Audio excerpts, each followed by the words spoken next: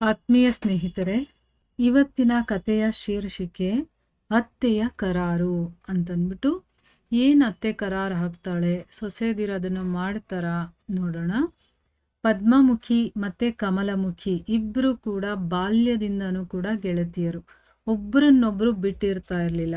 ಅದಕ್ಕೆಲ್ಲರೂ ಕೂಡ ಹೇಳ್ತಾ ಇದ್ರು, ಮದುವೆ ಆದಮೇಲೆ ನೀವಿಬ್ಬರು ಬೇರೆ ಬೇರೆ ಊರಿಗೆ ಹೋಗ್ತಿರಲ್ಲ, ಅವಾಗ ನಿಮ್ಮ ಸ್ನೇಹ ಅನ್ನೋದು ಕಡಿಮೆ ಆಗೇ ಆಗುತ್ತೆ, ಮತ್ತೆ ಹೊರಟು ಹೋಗುತ್ತೆ ಅಂತ ಹೇಳ್ತಾ ಇದ್ರು. ಆದರೂ ಕೂಡ ಪದ್ಮಮುಖಿ ಮತ್ತು ಕಮಲಮುಖಿ ಬೇರೆ ಯಾರ ಸ್ನೇಹವನ್ನು ಕೂಡ ಮಾಡಿಕೊಳ್ಳದೆ ಒಂದೇ ದೇಹ ಎರಡು ಜೀವ ಅನ್ನೋ ರೀತಿ ಅವರು ಇರ್ತಾ ಇದ್ರು.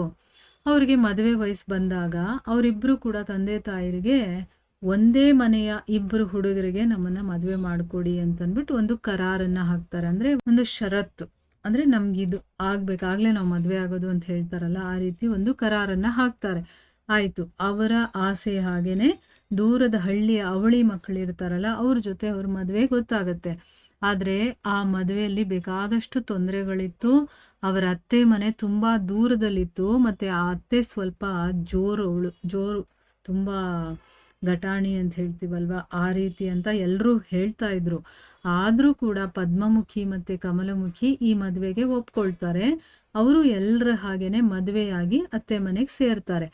ಮದುವೆಯಾಗಿ ಸ್ವಲ್ಪ ದಿನಗಳ ನಂತರ ಅವರ ಗಂಡಂದ್ರಿಬ್ಬರು ಕೂಡ ಪರದೇಶಕ್ಕೆ ಕೆಲಸಕ್ಕೆ ಅಂತ ಹೊರಟೋಗ್ತಾರೆ.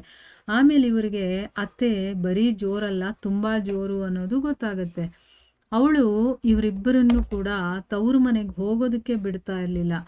ಏನಾದರೂ ಒಂದು ನೆಪ ಮಾಡಿ ಹೋಗುವಂಥ ಒಂದು ಕಾರ್ಯಕ್ರಮವನ್ನು ರದ್ದು ಮಾಡಿಬಿಡ್ತಾ ಇದ್ಲು. ಹೀಗೆ ವರ್ಷಗಳು ಕಳೆಯತ್ತೆ. ಒಂದು ಸರಿ ಪದ್ಮಮುಖಿ ಏನೇ ಆದರೂ ತವರು ಮನೆಗೆ ಹೋಗಲೇಬೇಕು ಅಂತ ಹಠ ಇಟ್ಕೊಳ್ತಾಳೆ. ಆಗ ಅತ್ತೆ ಏನು ಮಾಡ್ತಾಳೆ, ಆಗಲಿ ಅದರಲ್ಲೇನು ತೊಂದರೆ ಇಲ್ಲ, ಆದರೆ ನಂದೊಂದು ಕರಾರಿದೆ, ಅದರಲ್ಲಿ ಅಂದರೆ ಷರತ್ತಿದೆ ಅಂತ ಹೇಳ್ತಾಳೆ. ಏನು ಅಂತಂದರೆ, ನೀವು ತವರು ಮನೆಯಿಂದ ಬರಬೇಕಾದ್ರೆ ಪದ್ಮಮುಖಿ ನೀನು ಕಾಗದದಲ್ಲಿ ಬೆಂಕಿಯನ್ನು ತೊಗೊಂಡು ಬರಬೇಕು, ಕಮಲಮುಖಿ ನೀನು ಕೈಯಲ್ಲಿ ಗಾಳಿಯನ್ನು ಹಿಡ್ಕೊಂಡು ಬರಬೇಕು, ಇಲ್ಲದೆ ಇದ್ದರೆ ನೀವು ಈ ಮನೆಗೆ ಬರೋದೇ ಬೇಡ ಅಂತ ಹೇಳ್ತಾಳೆ. ನೋಡಿ ಎಂಥ ಒಂದು ಷರತ್ತನ್ನು ಹಾಕಿದಾಳೆ ಅಂತಂದ್ಬಿಟ್ಟು. ಎಲ್ಲಾದರೂ ಬೆಂಕಿಯನ್ನ ಕಾಗದದಲ್ಲಿ ತರೋದಕ್ಕೆ ಸಾಧ್ಯನಾ, ಗಾಳಿಯನ್ನ ಕೈಯಲ್ಲಿ ತರೋದಕ್ಕೆ ಸಾಧ್ಯನಾ? ಅಂದ್ರೆ ಇದನ್ನ ಯಾಕೆ ಹೇಳ್ತಾಳೆ ಅಂತಂದ್ರೆ, ಅವ್ರು ಹೆದರ್ಕೊಂಡು ಇದನ್ನ ಮಾಡೋಕ್ಕಾಗಲ್ಲ ಅಂತ ತವ್ರ ಮನೆಗೆ ಹೋಗೋದಿಲ್ಲ ಅಂತ ಅತ್ತೆ ಅನ್ಕೊಂಡಿರ್ತಾಳೆ. ಆದರೆ ಅವಳು ಏನು ಅನ್ಕೊಂಡಿದ್ಲೋ ಅದರ ವಿರುದ್ಧವಾಗಿ ಪದ್ಮಮುಖಿ ಮತ್ತು ಕಮಲಮುಖಿ ಇಬ್ಬರು ಕೂಡ ತವರು ಮನೆಗೆ ಉತ್ಸಾಹದಿಂದ ಹೋಗ್ತಾರೆ. ಬಹಳ ದಿನಗಳ ನಂತರ ಹೆಣ್ಣು ಮಕ್ಕಳು ಮನೆಗೆ ಬಂದಿದ್ದರಿಂದ ತವರು ಮನೆಯವರ ಸಂತಸಕ್ಕೆ ಕೊನೆಯೇ ಇರಲಿಲ್ಲ. ತುಂಬ ಸಂತೋಷ ಪಟ್ಕೊಳ್ತಾರೆ. ಯಾಕಂದರೆ ಮದುವೆಯಾಗಿ ಎಷ್ಟೋ ದಿವಸಗಳಾದರೂ ಬಂದಿರೋದಿಲ್ಲ, ಈಗ ಬಂದಿದ್ದಾರಲ್ಲ ಅಂತಂದ್ಬಿಟ್ಟು ಅವರು ಕೂಡ ತುಂಬ ಸಂತೋಷ ಪಟ್ಕೊಳ್ತಾರೆ. ದಿನಗಳೆಲ್ಲ ಕ್ಷಣದ ಹಾಗೆ ಉರುಳು ಹೋಗುತ್ತೆ. ಇನ್ನೇನು ಊರಿಗೆ ಹೋಗುವಂಥ ದಿನ ಬರುತ್ತೆ. ಅವಾಗ ಅವರಿಗೆ ಅತ್ತೆ ಹೇಳಿದಂಥ ಆ ಕರಾರ್ ನೆನಪಾಗುತ್ತೆ. ಅದನ್ನು ನೆನೆಸ್ಕೊಂಡು ಗಾಬರಿ ಪಟ್ಕೊಳ್ತಾರೆ. ಅಸಾಧ್ಯವಾಗಿರುವಂಥ ಕೆಲಸ ಒಂದೇ ದಿನದಲ್ಲಿ ಹೇಗೆ ಮಾಡೋದಕ್ಕೆ ಸಾಧ್ಯ, ಇನ್ನೇನು ಮಾಡ್ಬೇಕು ನಾವು, ಮಾರನೇ ದಿನ ಊರಿಗೆ ಬೇರೆ ಹೋಗಬೇಕಲ್ಲ ಅಂತ ಇಬ್ಬರು ಕೂಡ ಪದ್ಮಮುಖಿ ಕಮಲಮುಖಿ ದುಃಖ ಪಟ್ಕೊಂಡಿರ್ತಾರೆ. ಆ ಊರಲ್ಲಿ ಒಬ್ಬ ಜಾಣೆಯಾದ ಅಜ್ಜಿ ಇರ್ತಾಳೆ. ಜೀವನದಲ್ಲಿ ಬೇಕಾದಷ್ಟು ಕಷ್ಟ ಸುಖ ನೋಡಿರುವಂಥವಳು. ಇವರ ಮುದಡಿರುವಂತಹ ಮುಖವನ್ನು ನೋಡಿ, ಮಕ್ಕಳೇ ನೀವು ಯಾಕೆ ಚಿಂತೆಯಲ್ಲಿದ್ದೀರಾ ಅಂತಂದ್ಬಿಟ್ಟು ತುಂಬ ಒಂದು ಅಕ್ಕರೆಯಿಂದ ಪ್ರೀತಿಯಿಂದ ಕೇಳ್ತಾಳೆ. ಆಗ ಅವ್ರು ಹೇಳ್ತಾರೆ, ಅಜ್ಜಿ ಕೈಯಲ್ಲಿ ಗಾಳಿಯನ್ನು ಕಾಗದದಲ್ಲಿ ಬೆಂಕಿಯನ್ನು ತರದೇ ಇದ್ದರೆ ಅತ್ತೆ ಮನೆಗೆ ತಿರುಗಿ ಹೋಗೋ ಹಾಗೆ ಇಲ್ಲ ನಾವು ಅಂತ ಹೇಳ್ತಾರೆ. ಆವಾಗ ಸರಿ, ನಾನು ಇಡೀ ರಾತ್ರಿ ಯೋಚನೆ ಮಾಡ್ತೀನಿ, ನೋಡೋಣ ದೇವ್ರು ಮಾಡಿಸ್ದಂಗೆ ಆಗತ್ತೆ ಅಂತಂದ್ಬಿಟ್ಟು ಅಜ್ಜಿ ಅವರನ್ನು ಸಮಾಧಾನ ಮಾಡ್ತಾಳೆ.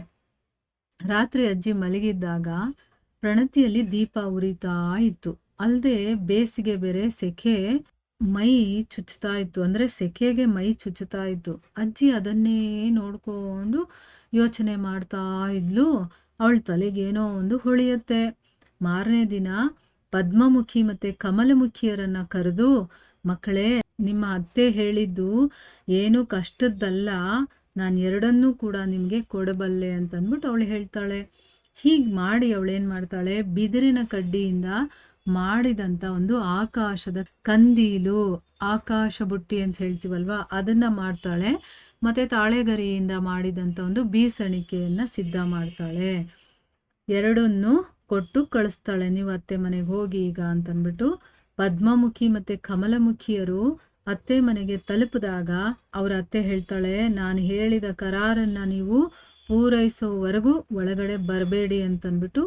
ಆಗ ಪದ್ಮಮುಖಿ ಮತ್ತು ಕಮಲಮುಖಿ ಆಕಾಶ ಕಂದೀಲು ಮತ್ತು ಕೈ ಬೀಸಣಿಕೆ ಇರುತ್ತಲ್ಲ ಅದನ್ನು ಅತ್ತೆಗೆ ಕೊಟ್ಬಿಟ್ಟು ಒಳಗಡೆ ಬರ್ತಾರೆ. ಈಗ ನೋಡಿ, ಕಾಗದದಲ್ಲಿ ಬೆಂಕಿ ತಂದಿದ್ದಾರೆ ಮತ್ತು ಕೈಯಲ್ಲಿ ಗಾಳಿಯನ್ನು ತಗೊಂಡು ಬಂದಿದ್ದಾರಲ್ವಾ. ಈ ರೀತಿ ಅತ್ತೆ ಹೇಳಿದಂಥ ಕರಾರನ್ನು ಪೂರೈಸ್ತಾರೆ. ಅಜ್ಜಿ ಹೇಳಿಕೊಟ್ಟಂತಹ ಒಂದು ಬುದ್ಧಿವಂತಿಕೆಯಿಂದ ಇವರ ಅತ್ತೆ ಮನೆಗೆ ಹೋಗೋ ಹಾಗೆ ಆಗುತ್ತೆ. ನೋಡಿ, ಬುದ್ಧಿ ನಾವು ಯೋಚನೆ ಮಾಡಬೇಕು. ಅವಾಗ ಆ ಪ್ರಾಬ್ಲಮ್ಗೆ ಸೊಲ್ಯೂಷನ್ ಏನು ಅಂತ ಹುಡುಕ್ಬೋದು, ಆಯಿತಾ. ಪ್ರಾಬ್ಲಮನ್ನೇ ನೋಡ್ಕೊಂಡು ಕೂತ್ರೆ ನಮಗೆ ಸೊಲ್ಯೂಷನ್ ಸಿಗಲ್ಲ. ಆದರೆ ಸ್ವಲ್ಪ ಯಾರಿಗೆ ತಿಳುವಳಿಕೆ ಇರುತ್ತೋ, ಆಮೇಲೆ ಜೀವನವನ್ನು ಕಂಡಿರ್ತಾರಲ್ಲ, ಕಷ್ಟ ಸುಖವನ್ನು ಅನುಭವಿಸಿರ್ತಾರಲ್ಲ, ಆ ಅನುಭವ ಅವರಿಗೆ ಈ ರೀತಿ ಎಲ್ಲ ಯೋಚನೆ ಮಾಡೋ ಥರ ಮಾಡುತ್ತೆ.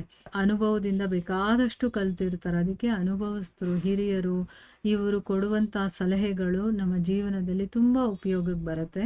ಸೊ ಈ ರೀತಿ ಅವರಿಬ್ಬರ ಪ್ರಾಬ್ಲಮನ್ನು ಅಜ್ಜಿ ಸಾಲ್ವ್ ಮಾಡಿಕೊಡ್ತಾರೆ. ಚೆನ್ನಾಗಿತ್ತಲ್ವಾ? ಹರೇ ಕೃಷ್ಣ.